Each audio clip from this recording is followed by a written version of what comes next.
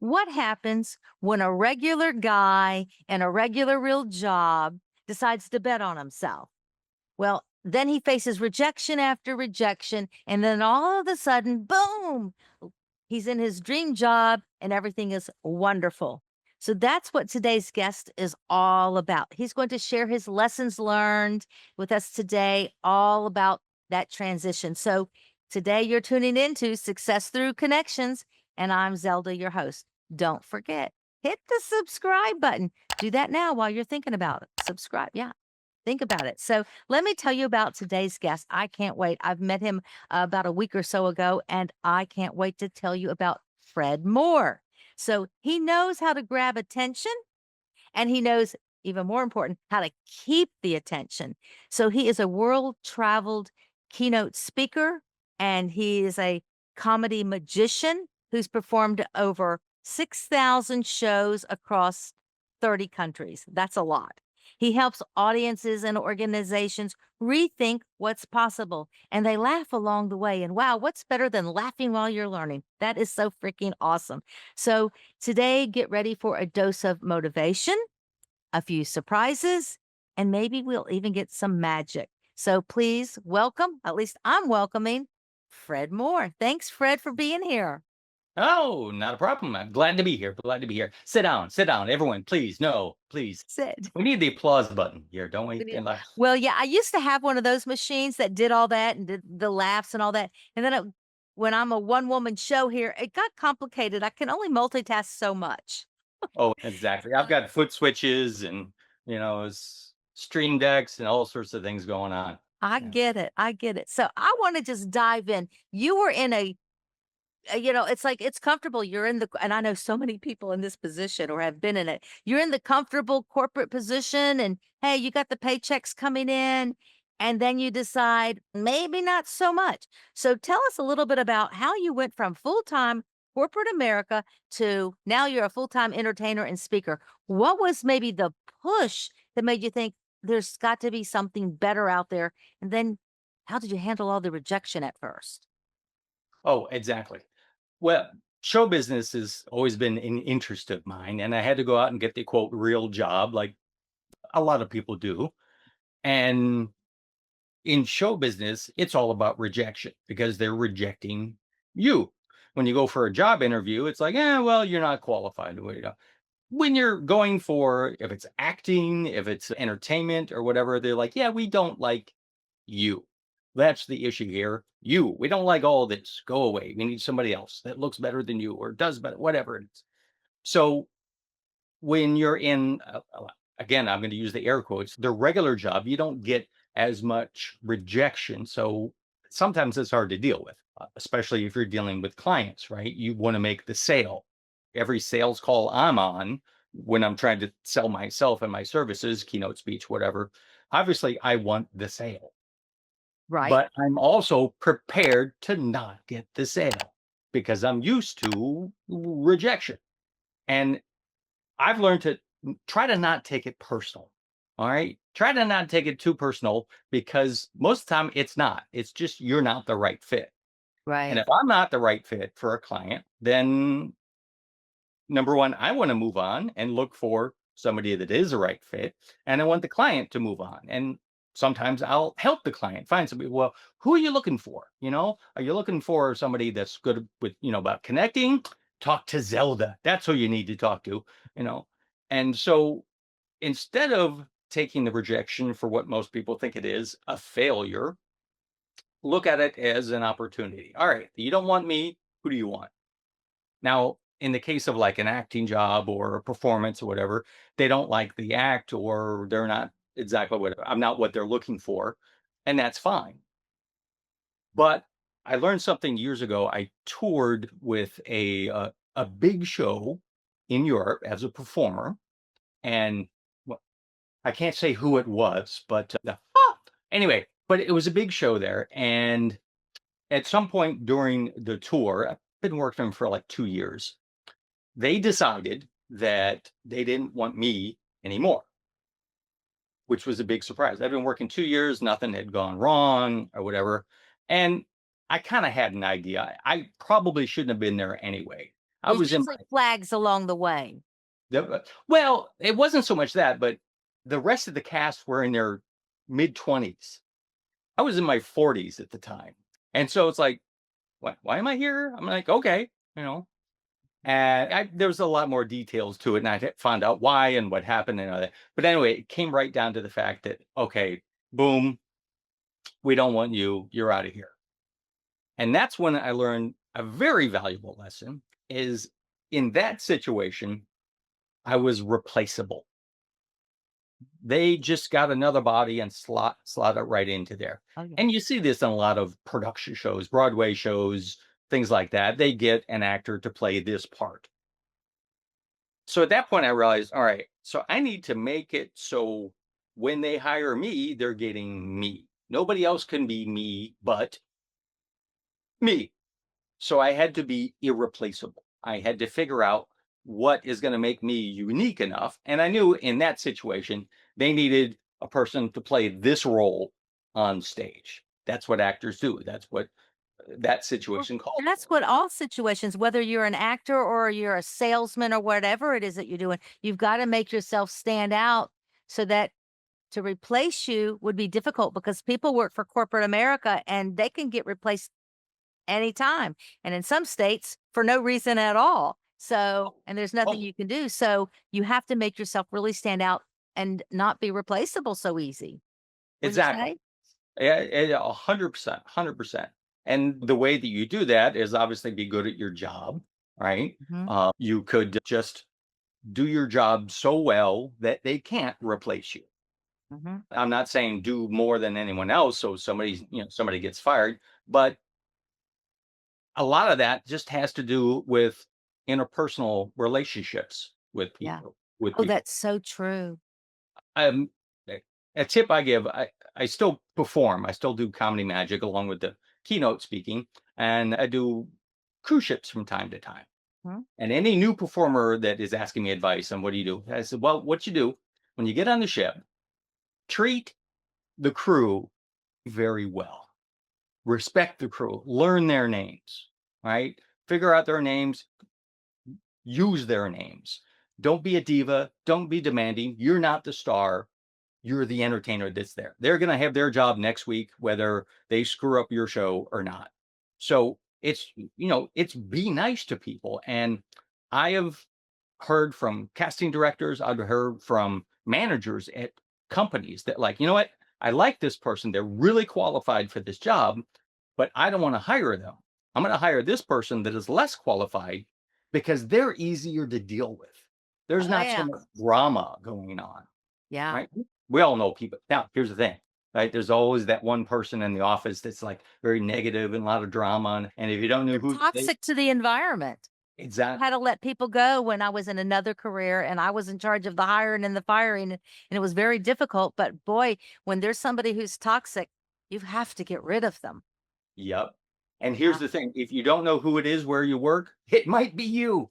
I'm just saying, like you got to be, Yeah. But Well, yeah, I mean, and that's difficult. It must have been difficult for you, right? it You was. just Well, lose actually, people. that particular person kind of made it easy. They sent me an email the day before I let them go to say that they were going to resign. They were resigning. So when she showed up at work the next day, I said, "What are you doing here?" And she said, "Well, I didn't mean to send that." I said, "Well, we already accepted your resignation. You can go home."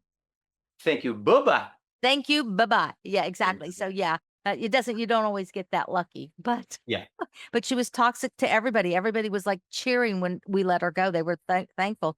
But we've also let people stay because just what you were saying, they were very good at their job. Other things they weren't so great at, but boy, if we had a problem with a client, we could send this particular person out and he could save the day. So they had some good value. So you make yourself valuable, like you were saying. Yeah. So, was it difficult to leave that real job, that corporate job to decide to I'm going off on my own? Was that a tough decision? It was. I'd had a goal set for myself that before I turned 30, I wanted to be doing this for a living, performing, Okay. entertaining, and all that. So how did And you prepare yourself for that? well, I got lucky in that when I was 19 years old, I started working at a theme park up in Ohio, Mhm. and I did 5 shows a day, 6 days a week for 4 months. I did 500 shows in a 4-month period. So, like anything, if you wanna be good at something, you have to do it a lot. Yes. So, over that summer, I got so much better at my craft, Mhm. by just sheer repetition of it. The other cool thing too was doing it that many times, I found out what to do if something went wrong. Yes. I found out how to prevent these things from happening in the first place because situations are different, whether whatever, the people, how to deal with different personality types, different because I've used people on stage with me and all. So I got lucky in that aspect that I had some mileage on the act, as it were, and I was pretty good. So I was getting hired. If you're not good at your job, you're not going to get hired. Right. So that's the first step is But get you good. learned along the way, and you don't know you made a mistake, and that was your stepping stone to learn. Right. Exactly. Yeah. So basically, what it came down to, 30 was coming up, and I'm like, and all right, how can I make a living? I'd been making some money at it, but nothing, and I'd had my regular job. And I went to a friend of mine who is a full-time performer, and I asked him, I said, what do you think I should do? I really want to do this. And he goes, well, at some point, right, you want to ride your white horse and get to your palace, right? Yeah, but at some point, you got to get off the horse and walk. You just got to take the plunge. You got to take the leap of faith, as it were. Yeah. And so that's what I did. I put in my 2 weeks notice, and it was kind of bittersweet too, because it was like, I've been working here for, I don't know, 5 years, and I know these people, and I had friends and all that, and then my last day, it was just kinda like, "Okay, bye." Yeah, isn't that funny how that Yeah, I happens? was It's, like, "Oh, no, "But how next." how can you survive without me?" Yeah. "Oh, you can." "Oh, okay." They could replace you. Exactly, I was replaceable. See, it took me a while to learn that lesson, didn't it? We're all replaceable. That is But, yeah, I awesome. just decided, "Alright, this is what I'm gonna do," and for me personally, I knew, like, if I had that safety net of, like, a part-time job, I wouldn't have to work as hard to Right. get the Yeah. work, get the gigs, get the speaking engagements, the entertainment, whatever, all of that. I wouldn't have to work as hard because, well, I still get a paycheck coming in. If my That's only source of income was, ta-da, I needed to work harder, and I did, you know? exactly. It's like I had a guest once. I said, "Well, how do you get started? If you're a salesman and you're out of a job and you need to make some money, what do you do while you're looking for a job?" He goes, "Find something and go sell it." I Exactly. call it grocery money. I don't care if it's just grocery money or an electric bill. You go out there and you start hustling, start working. So I know that when you speak, you use humor to help people make changes in their lives. How do you do that? How do you use humor to help them? My by nature, my personality is I don't take myself or most things too seriously, which is I'm fun at a funeral. No. So yeah, that's just my personality. I don't take things too serious. So whenever I'm talking, I always try to make somebody laugh. I always try to get a smile as somebody Mhm. because that just it makes their day better. Even when I Absolutely. go to the store, you know, I can o- imagine. one of my favorite things is at the stores, you go to 7-Eleven and get a drink and what I get, they go, have a nice day. I go, hey, don't tell me what to do and smile. And they'll be like, what? Oh, I never heard that before. yeah, that's a good one. I might have to do that. You have to say it right though. Yeah. You don't go, "Don't tell me what to do," because then You have to make sure it's humorous so they I know you're not smile, joking. Yeah. like, That's funny.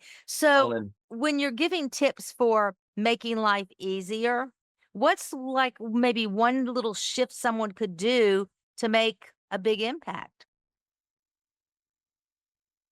that's the thing. A lot of people think that they need to make a huge change to make a huge impact in their life, and more often than not, it's the little changes, Mhm.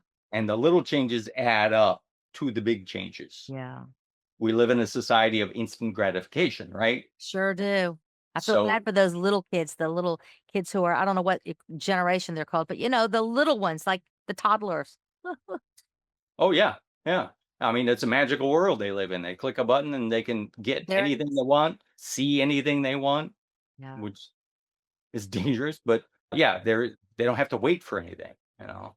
So people are wanting instant results And when it doesn't happen, they get demotivated, they get depressed, they give up. Yeah. That's the biggest thing. And a lot of times what they don't realize is the things that they're doing are not getting them the results that they want. Let me explain. I know it's in my head, it makes sense. People take an action to get a result. You have a goal. I'm going to try to do this. And then if it doesn't work, they quit. Or maybe they try it again. And the magic formula, of course, is try again. I'll give you an example. I said magic. So I got a little white ball here, right? My action that I want to take is I want to grab this ball in the other hand, right? It's easy to do that. Now, if my goal is not to have that ball in the other hand, but I'm still taking the same actions, then I'm going to get the same results, right? But if my goal is to magically make that ball disappear, that is exactly what I'll do. I took a different action. Now, oftentimes the actions you take look like you're taking the same action, but I made a subtle change in the actions. I got a Obviously. little Yeah. sleight of hand there. All Yeah. right. Just Mhm. go like this, Zelda. Just close them up. Close them up. Yeah. What? Where did it go? Yeah. Sleight of Fred. That's what I like to. But yeah, just by making a small change in the actions you're taking, you're going to get a different result. That's true. Sometimes, Tweaking 'em. again, Mhm. like I said, the small actions build up like interest at the bank. They accrue over time, if that makes sense. Mhm. You know, we had a discussion the other week, and we talked about how a lot of people they work from home these days. Ever since COVID, people work from home. So you have some incredible ideas for some of the best home office hacks to stay focused and to stay productive, especially Yes. when there's so many distractions. Can you give our audience a couple of tips on how to what some of those how to stay focused when you've got all these distractions, you got the kids and the dogs running around, you got all this stuff going on. What are some great home office hacks? Absolutely. A couple things you can do. First thing that I like to do is usually Sunday evenings, I'll go in my office and I have a dry erase board and I will just sit there and list what I need to get done this week. Mhm. What's the stuff I need to do? Now, if you're working in an office, oftentimes it's the same things over you need to do again. And that's fine. But just figure out what needs to get done that week. For me, since I work from home and an entrepreneur, I make my own time, then it's like, all right, where are the appointments? I got a doctor's appointment, got to pick up the kids from school. There's a whatever. So I plan out the week. Mhm. So Sunday, I start that so I know throughout the week because oftentimes when you're working for yourself, I always say, I'm self employed. My boss is an idiot. Negative self talk. Shame on you, Fred. But when you don't have a scheduled day like you do when you're in a corporate world, it's really easy to get distracted. And it's really easy to go, oh, what am I going to do today? Well, let me try this. Let me try that. But as long as I have it kind of planned out beforehand, Yeah. then I know, all right, well, this needs to get done. This needs to get done. And this needs to get done. Right. And I will set those tasks and designate like Monday during this time, this is what I'm doing. And I'll set a timer on my phone or my computer or whatever for 50 minutes, 50 minutes, let's say. And I will work on one thing, Mhm. just one thing. Oftentimes we're multitasking, right? We're doing 3 or 4 different things at the same time. And science has told us in the last few years, you can't really multitask. You can't do 2 different things at the same time. You're switching from task to task, and you're not doing any of them very well. That's true. So I set that So timer for 50 minutes. I blocked out this hour on my schedule. I'm going to do this one thing. It might be prospecting for clients. Somebody has a problem that I can solve. I'm going to find them. So I spend 50 minutes looking for these people, put them into my database, right? Here's a conference. They're having a convention. They need a great keynote speaker. It was fun. And so all it's right, what boom. you're saying then is really is plan your day, plan your week. It's a schedule. Grab it here. Like, Uh-huh. I have mine all scheduled out for the week, and it's Yep. old school. It's like, I don't care, it's old school. I have it also backed up on my phone, so if I forget something, but I agree with you. Planning is super important to keep you focused on what that topic is. So do you have any suggestions for if you're in a household with children running around or things like that. What do you do when the kids and the dogs are bugging you and annoying you? I give my dog a treat and she leaves me alone, but There you go. Hard to do with the kid though, you know. yeah, you can't just give your kid Here's a a bowl treat. of Cheerios. Turn on Netflix. Go for it. Yeah. Simple thing that I did when we first had children and there were little ones running around the house is I would close my office door. Yeah. And that was kind of the rule in my house is my wife was a stay-at-home mom at that time. And so if the office door was closed, that meant I was working or I was working, I was focusing, working and focusing. Workising. That's a new word. Yeah, it is. Yeah. I would have the door closed. And when the door was closed, that meant do not disturb. That means I was recording a video or I was on a Zoom call or something. And Amazing. my daughter knew that growing up. She was about, I don't know, 3.5 years old. And I'm working in the office one day and I hear this light knock, knock, daddy, knock, knock, daddy. Right. She's very quiet, didn't disturb. I wasn't on a call, so wasn't that big of a deal. But I kind of ignored it because I thought, all right, well, my wife's there. She wasn't screaming, nothing's on fire. So I didn't respond. And then another knock, daddy, knock, daddy. And then I hear my wife come up and go, honey, what are you doing? And my daughter, 3.5 years old, mind you, goes, well, I'm doing what daddy said. Try again, right? So I opened the door, I give her a big hug. I go, oh, I Now love get you. out. Go away. Now go away. Exactly. So yeah, That's just brilliant. That's brilliant. But you had, do not yeah, it's like, disturb. do not disturb unless the house is on fire. Exactly. And you can do that. I mean, even if you're not at home, Yeah. you can do that Yeah. elsewhere at your office. You can tell them, like, look, shut my door. Don't bother me. I need to focus on this one task. Getting back to that hour that I was talking, I'm focused on one task. One I time. don't want distractions. I don't want anything. Now, the other great thing you can do is if you have a home office and there are going to be distractions, Mhm. you can move. You can go outside. You can take your laptop. You can go to the coffee shop and sit down and use their Wi-Fi for free and get a lot of work done that way. Especially if you have, mocha chocolata extra caffeine shot and Yeah. blah That's blah. true. So sometimes it's just a matter of just changing locations. That also helps too when you're feeling kind of stagnant and you're like, you're kind of in a Get funk. up and move. Get up Just and I change like to locations. move and it's only my dog that bothers me. I'm an empty nester, but I'll just go sit on my back patio There you go. and it's a beautiful view and I actually get a lot of work done. And then when I'm ready, I'll go back in. So, yeah. So you have a thing that's called the game plan. Yes. So tell me a little bit about what the game plan is and how did you come up with this idea? It started with New Year's Eve. Mhm. New Year's Eve, same thing happens, right? The ball drops, we all, yay, we toast, we drink champagne, and we make New Year's resolutions. Okay. And Uh, 98% of the time, they don't get done, right? The next year rolls around, it's New Year's Eve again. You're like, oh, yeah, I forgot about that. Well, this year will be different. Gym membership spike in January, yeah, and it's like, attendance spikes in January. And then the beginning of February, it's back to normal. And you can find a machine. yeah. Because people, it's a nice idea to have a goal or an aspiration, but most people don't follow through. So I started thinking about it, going, all right, well, what do I need to make this goal happen? And there's all sorts of acronyms. There's a SMART goal, it's specific and measurable. And I just kind of came up with my idea of the game plan, the acronym, which stands for goal, action, motivation, and evaluation. The goal obviously is what you want to do, but it's more dialed in. You need to be specific with the goal. It needs to have a deadline. Action, what actions are you going to take to make your goal happen? Mhm. Oftentimes we're like, all right, well, I know I want to do this thing, and then I don't know what to do. How do I make that happen? Nowadays with technology, you can Google just about anything and find a YouTube video on how to do it. I changed the brakes on my car 6 months ago, thanks to YouTube. Never done it before, but now I can do it. That's the truth. So the Anytime I have a question, instead of asking my son, because his answer was always the same, go find it on YouTube, mom. yep, exactly. I always say it's the perfect time to be a father because my kids when they were little, any question, Google it. Yes. There you go. You find your answer.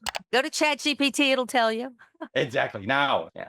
But the other two aspects of the game plan are motivation and evaluation. Motivation just means, finding something that's gonna drive you towards your goal. What's your reward? What's your payoff?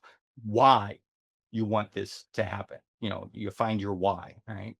Evaluation is the last step, which is, I think, one of the most important steps. And I don't hear a whole lot of people talking about this because on Fridays is when I'll do my evaluation for the week. Right. 30 minutes on my calendar. And I think, Mhm, all right, what did I do this week? mhm. And am I getting results from those actions or not? If I'm getting great results, then next week I need to do more of that. If I'm Yeah. getting poor results, I need to change what I'm doing and woo, get a different result. Hey, it's magic. Common sense. Yeah, so that's the gist of the game plan. There's more details and stuff I about that. think you're right about the evaluation. I know that on Fridays, I get my reports for my different websites, for my podcasts, and if I've got ads out, and I'll look at what those are, and I look at all the analytics on Fridays and then figure out what I have to do to change things and what have you for the next week. Now, Fred, you were telling me about you have a plan for it's called 50 actions. I loved it. I thought that was fascinating. Tell us about what that's all about because I loved that. I loved the 50. I loved it. Tell us about that. That came from another idea I had. I was turning 50 years old. This is just last year. That's a lie. All right, it was a while ago. It's Um, okay. It's okay.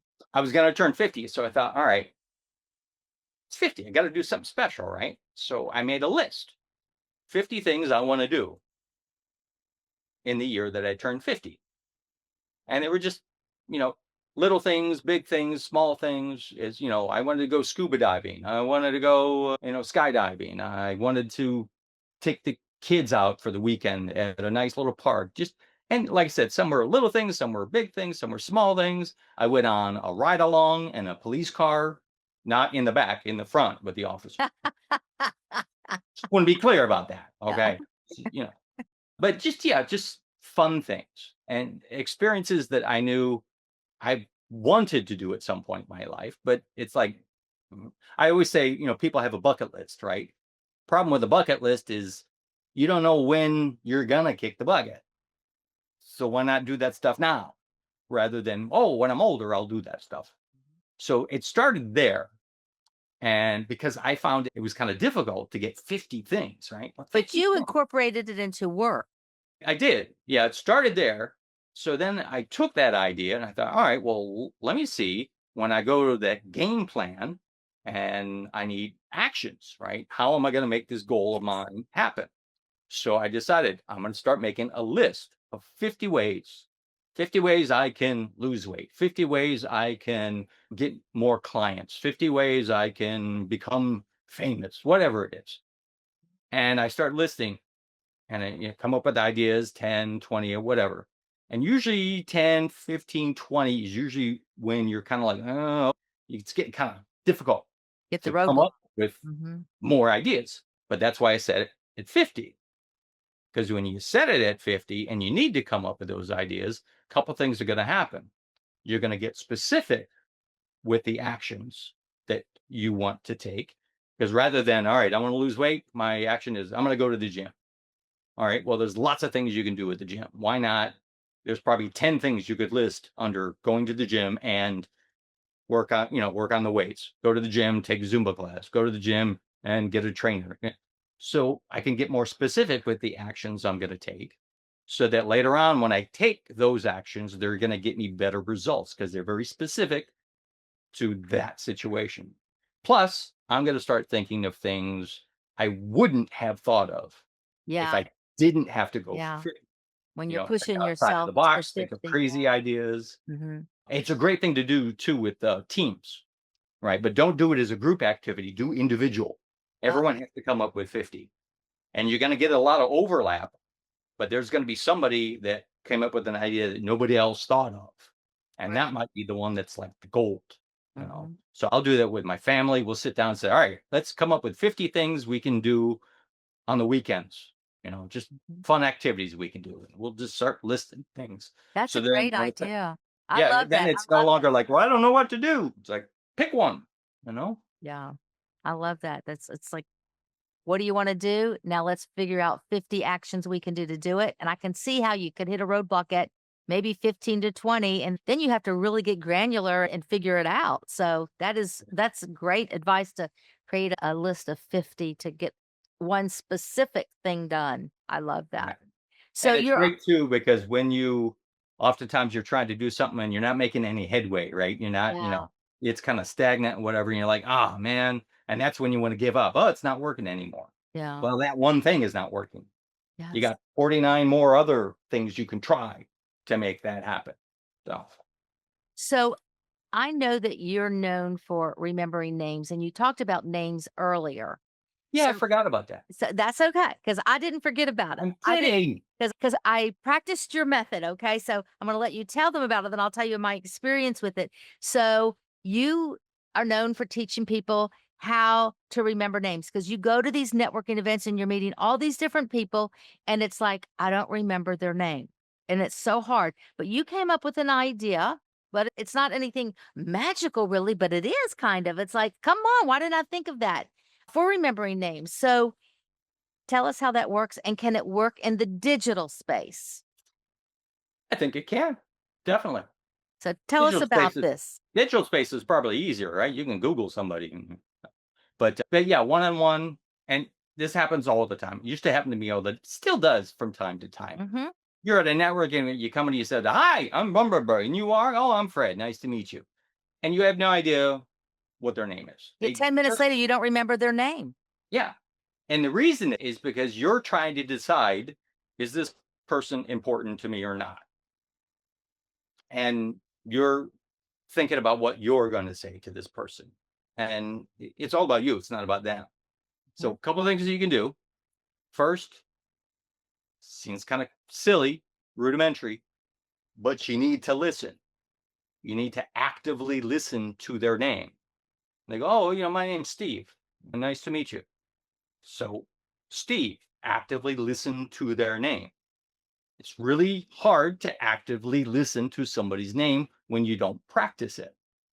Now, here's something that is, you can try this. It's really kind of cool.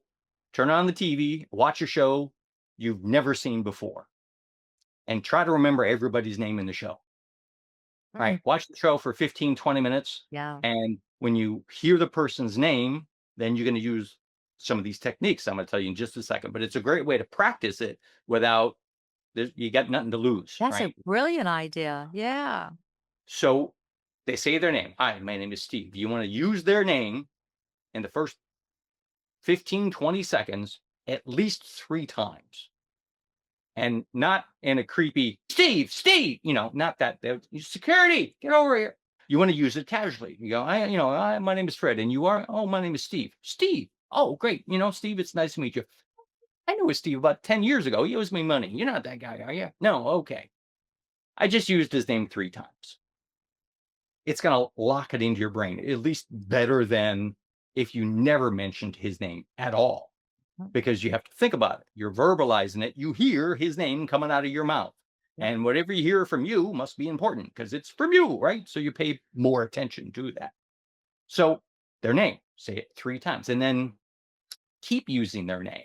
Yes. Just every once in a while, pepper it in. Go, "Really, Steve, you are amazing. I can't believe that you did that. Have you met Steve? This guy is great." Yeah. When you do that, That's great because you do right? remember that. I went to a networking event recently and I said, I'm going to try this. I'm going to try your method.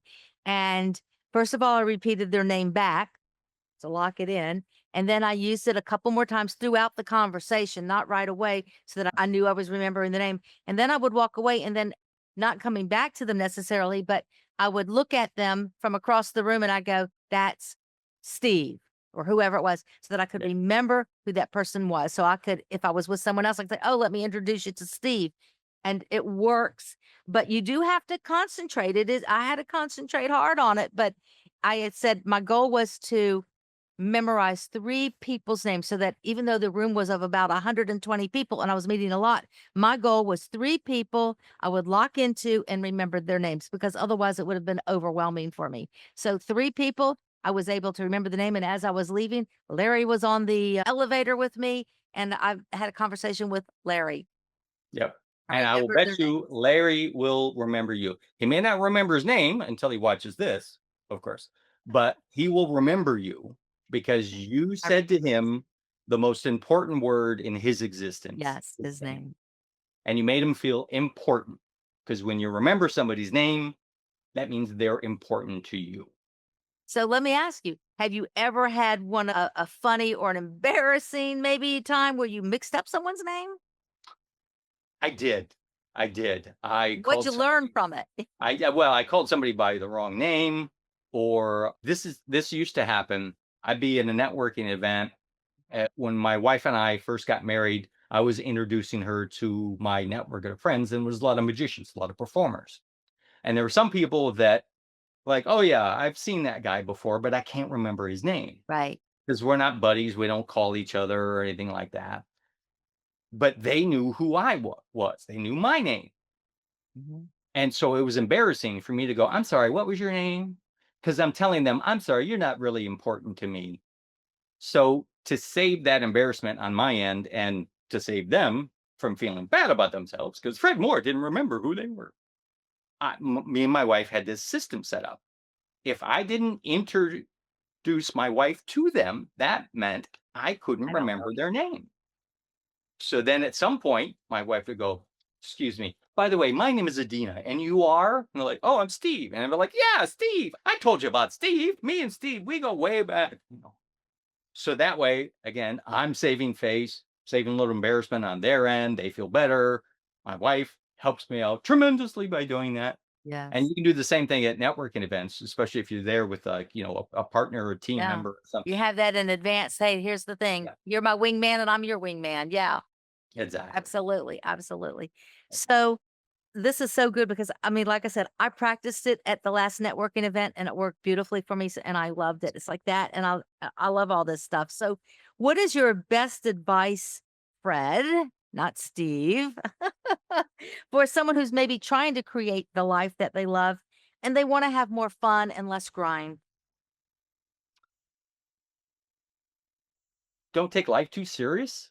Nobody gets out alive. Yeah. You think about it.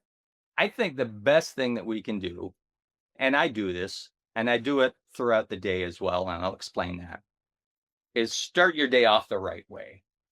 Most people start the day, they get up, very first thing they do in the morning, this is what I do. Very well. All right. The second thing I do after I get up is most people grab their phone, right?